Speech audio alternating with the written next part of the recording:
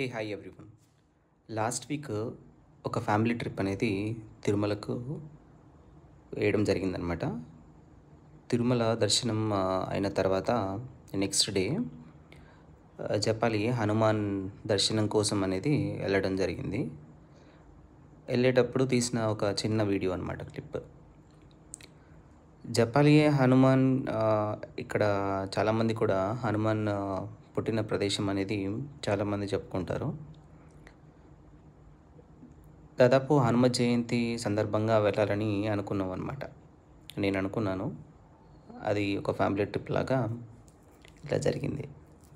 Japali Hanuman temple దాదాపు లోపలికి వెళ్ళాలంటే ఒక 2 కిలోమీటర్స్ దాకా పడుతుందన్నమాట. చిన్నగా నడుచుకుంటూ వెళ్ళాలి.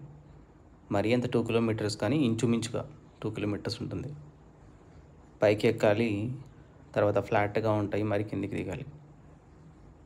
సో దాదాపు ఇక్కడ ఉన్నటువంటి మొక్కలు కానీ, ఈ చుట్టుపక్కల ఉన్నటువంటి అటవీ ప్రాంతం అంతా కూడా చాలా శోభాయమానంగా ఉంటుందన్నమాట.